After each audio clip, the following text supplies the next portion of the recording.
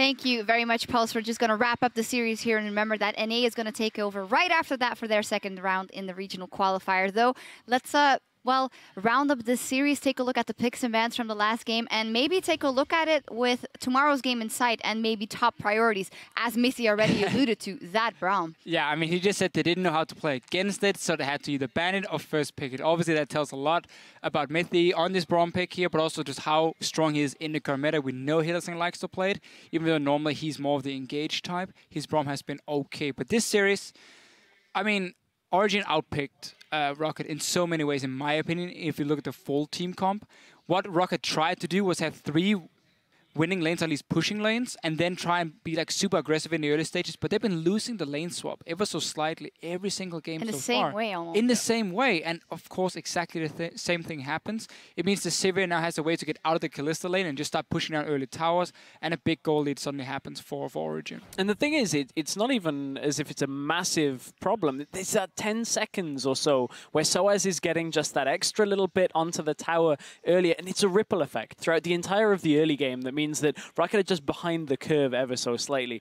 What I will say, though, is that was the first game that we were talking about where it was actually Origen that had the favorable picks and bans. Yeah. I feel like in every other game, ROCCAT were ahead of the curve on picks and bans. The players talked about it as well. That is not going to happen to Origen tomorrow. Unicorns, picks and bans were incredibly predictable over the last 2 series we've seen from them. Yeah, they were just so far behind in terms of the meta. They had another week now to practice. Maybe they found something new, but again, this game, the fact that we get this Kalista, who's no longer banned after being banned for 4 games, it almost felt like a trap. Yeah. That Rallis would lock it in, and then ROCCAT gave over the Kalista despite having so many mid lane bans as well, and Pekka had shown that Victor was probably his best champion in this series.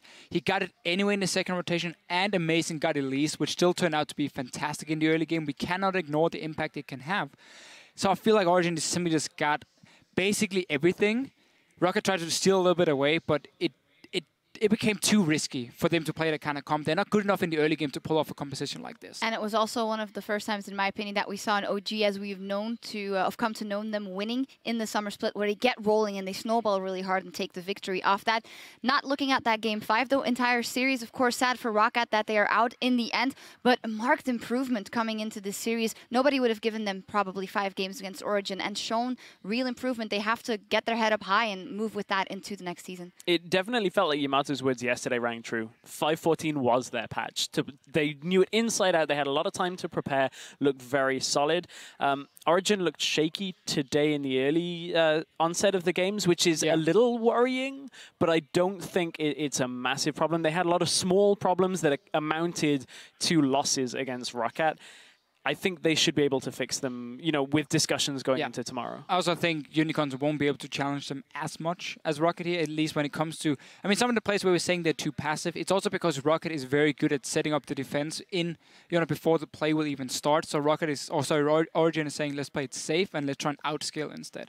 Unicorns will be a lot more crazy in many ways in how they want to play it out, and that gives a lot of openings for Origen to punish them. Yep, that is tomorrow. One more thing about today's matchup. We're crowning a player of the series, and looking at today's set overall, we'd like to give that to Origen's Mithy. 71% kill participation in 5 games. One step closer to the World Championships for Origen, and he had a lot to do with it, with that Braum especially, but shot-calling decision-making is something we've talked about so much already. Yeah, this guy is so important for Origen in so many ways, but really his Braum play, the way, I mean, Krepo said it best, he's very good at getting hit by skill shots, and then the way he just positions in the front, the way he can also connect his ulti is so underrated on a lot of Braum players, because that ulti in itself can almost win you the fight alone. If you manage to zone off a guy and then knock up a second one, and like it just enables these very quick kills in the start of fights, and he used it really well. Yeah. Very good games from Mithy and OG overall for putting it out. We also have another award to give out. Take a look at our garment of the series. According to you guys and girls on Twitter, 63% of you, Stress is wearing some kind of sock around his neck. I agree. The people have so good. It is a sock or a tiny scarf, actually. I'm just getting ready. Winter is coming. Winter is coming. We'll see. Well, with their win today and the little zoom, Origen have knocked ROCCAT out of the regional qualifier, and they will advance to tomorrow's finals, where they will face the Unicorns of Love for the last European seat at Worlds 2015. We said a lot about that series already. Want to look at momentum? Maybe we saw amazing there on the player cam. Looking defeated, I don't know, maybe it was exhaustion, maybe it was not expecting that it would be brought all the way to 5 games, but they have to recap fast. Yeah, I mean, Mifty was talking about how they were more afraid of ROCCAT than Unicorns of Love, so I guess it gives a lot of confidence. Coming into this series here, we have seen Unicorns play both the 3rd place match and the semi-final, where they got, you know, to show quite a lot of different picks in the pick and ban phase, and yet it was kind of the same. Even though, yeah, we saw the Kale with Devour, and we say that is a different pick, but we saw it a few times, and it felt like Unicorns just lacked some extra picks on this meta, on this patch. That is something Origen can punish, but also don't underestimate the Unicorns of Love. They had another week.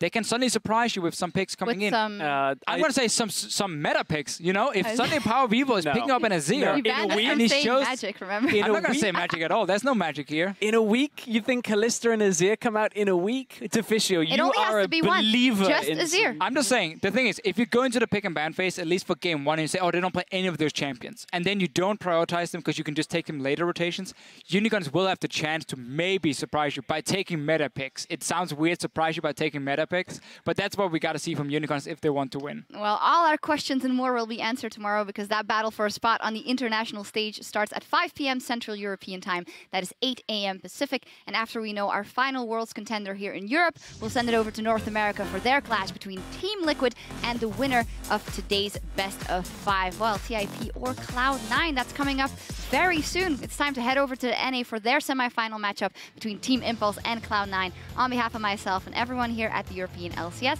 thank you for joining us, and we'll meet you back here tomorrow for the final set of the 2015 regional qualifier. Let's dive into the second round.